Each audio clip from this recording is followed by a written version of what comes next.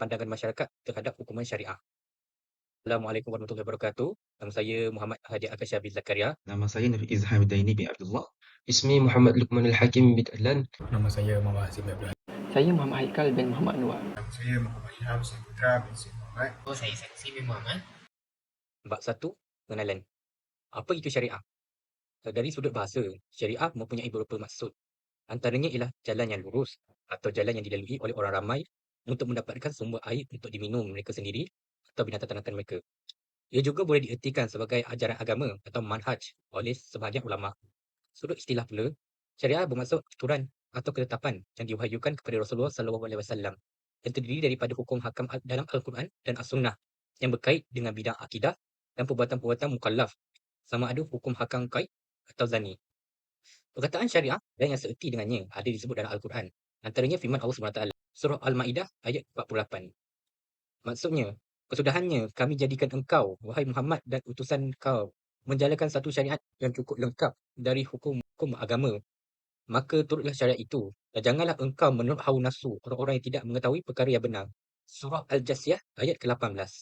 Kubah berasal daripada perkataan bahasa Arab iaitu aqabah yang membawa maksud pembalasan di atas sesuatu perbuatan. Dari segi istilah pula, balasan yang ditetapkan bagi memelihara kepentingan ramai atas penderhakaan yang dilakukan terhadap syariat. Objektif kajian kami. Yang pertamanya ialah mengetahui konsep hukuman syariah ni. Seterusnya untuk mengkaji kesan hukuman-hukuman itu terhadap pesalah ataupun pelaku yang melakukan jenayah-jenayah ini. Dan seterusnya untuk mengenal pasti apakah punca ataupun perkara yang membawa kepada kesalahfahaman masyarakat terhadap hukuman syariah yang dianggap ekstrim. Persoalan untuk melakukan kajian kami iaitu persoalan yang pertama, bahagian apakah yang membuatkan ataupun apakah beza ataupun adakah perbezaan terhadap hukuman syariah ni di antara negara-negara lain. Seterusnya, apakah hukuman syariah yang biasanya diterapkan dan apakah dasar hukumnya. Seterusnya, kesan pelaksanaan hukuman syariah itu terhadap individu, sama ada yang melakukannya ataupun yang melihatnya, kepada masyarakat dan pandangan terhadap aspek sains.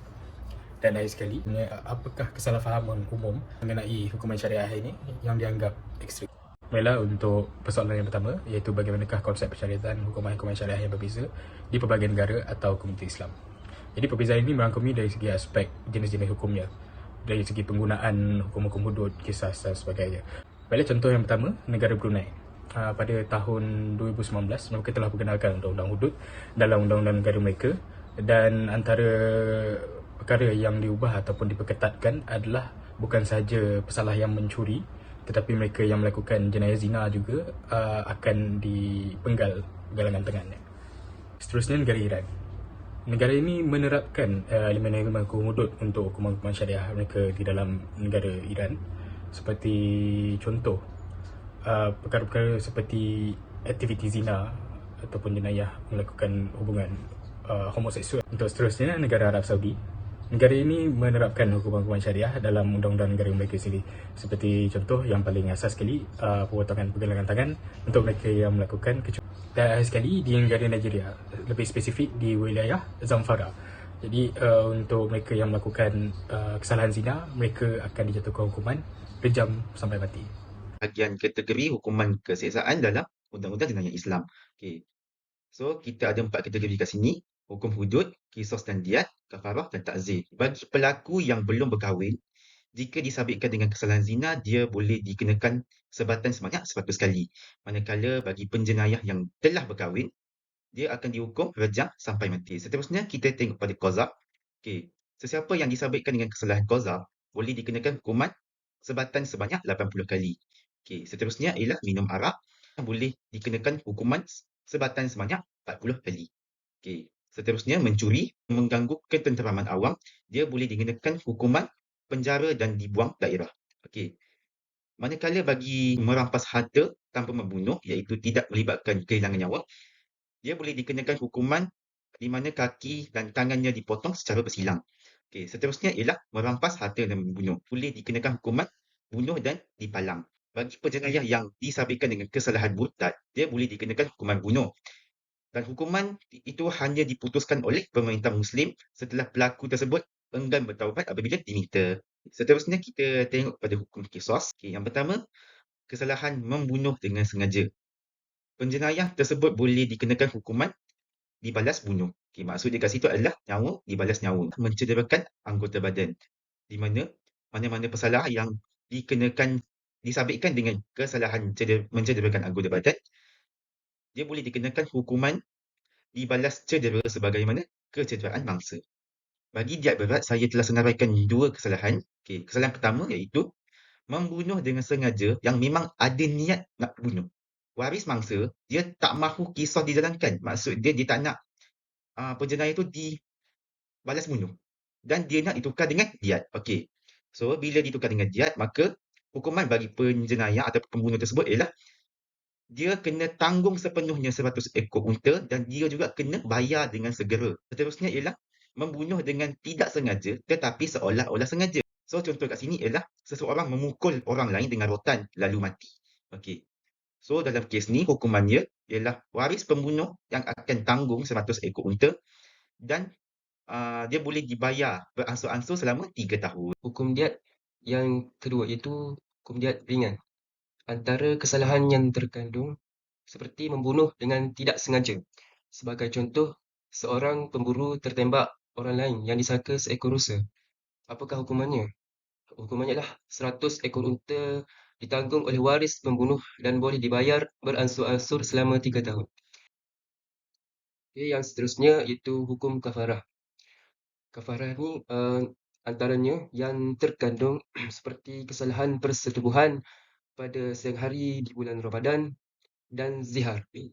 Zihar, apa itu zihar? Zihar adalah seorang suami yang melafazkan sesuatu yang menyamakan mana-mana anggota zahir isteri. Hukumannya adalah berpuasa selama 2 bulan berturut-turut. Namun jika tidak mampu, hendaklah memberi makan kepada 60 orang fakir miskin. Okey, yang seterusnya adalah melanggar sumpah, melanggar nazar dan ilah. Ilah adalah seorang suami yang bersumpah untuk tidak menyetubuhi isterinya selama tempoh lebih dari 4 bulan atau tanpa menyebutkan tempoh atau selama-lamanya.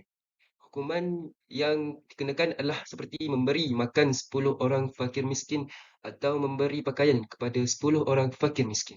Hukum takzir. Okey, hukum takzir ni kesalahan-kesalahan hudud dan kisah yang tidak cukup buktilah untuk dikenakan hukuman hudud dan kisah. Kesalahan-kesalahan khalwat dan mencuri yang tidak cukup nisab. Seterusnya, perbuatan mengganggu ketenteraman awam seperti menipu, rasuah, berjudi, kesalahan jalan raya, penyalahgunaan dadah dan sebagainya lah.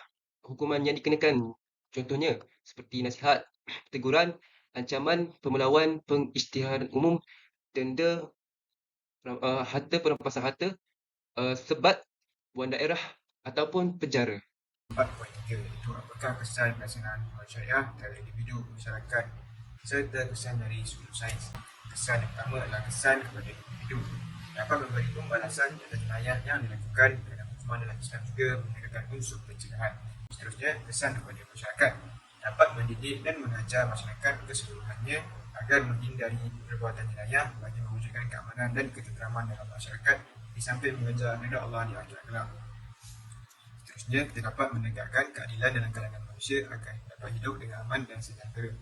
Dan akhir sekali, dapat menjamin keselamatan, kestabilan, kedamaian bagi masyarakat dan negara. Seterusnya, kesan dari sudut sains. Pertama adalah aspek biologi dan kesihatan. Apabila melaksanakan hukuman syariah seperti hukuman tangan, adalah penting untuk mempertimbangkan faktor kesihatan. Potongan yang tidak bersih boleh menyebabkan jangkitan kuman atau virus yang boleh membawa kepada jangkitan kesihatan yang lebih serius. Aspek yang kedua adalah psikologi. Pelaksanaan hukuman syariah, terutamanya yang melibatkan hukuman fizikal, memberi kesan kepada psikologi individu. Kajian sains psikologi menunjukkan bahawa hukuman fizikal boleh menyebabkan tekanan emosi, kecemasan dan kesan psikologi lain. Aspek yang ketiga ialah implikasi sosial dan psikologi. Hukuman yang kejam boleh membawa kepada ketegangan sosial, ketidakadilan dan kesan negatif terhadap persekitaran sosial dan politik. Poin seterusnya, apakah kesalahfahaman umum tentang jenis hukuman syariah yang dianggap ekstrim? Perundangan syariah dibuat oleh negeri masing-masing. Oleh itu, jika undang-undang negeri bertentangan dengan undang-undang persekutuan dan sekiranya berlaku percenggahan, maka undang-undang persekutuan mengatasi undang-undang negeri. Mahkamah syariah ditubuhkan oleh enakmen atau akta pentadbiran, manakala mahkamah sivil ditubuhkan oleh perkembangan persekutuan. Oleh itu, taraf mahkamah syariah lebih rendah berbanding mahkamah sivil. Undang-undang syariah bertentangan dengan persekutuan khususnya hak asasi manusia dan kesetaraan.